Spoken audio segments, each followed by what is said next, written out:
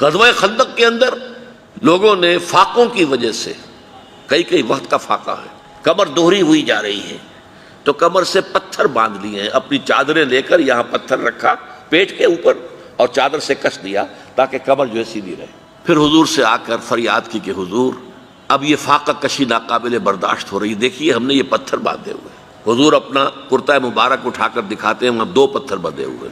ہماری سیرت کے جلسے ہوتے ہیں تو اس کا موضوع کیا ہوتا ہے؟ حسن یوسف دم عیسیٰ ید بیضا داری، آنچ خوبہ ہمہ دارن تو طلحہ داری۔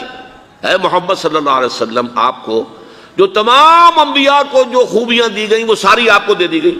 یوسف علیہ السلام بہت حسین تھے، ان سے بڑھ کر حسن محمد کو عطا کر دیا گیا صلی اللہ علیہ وسلم۔ لیکن میں یہ کہا کرتا ہوں کہ حضور کی یہ حدیث کوئی نہیں سنائے گا آپ کو۔ تمام نبیوں پر جو تکلیفیں آئی ہیں میں نے تنہا وہ ساری جھیلی ہیں۔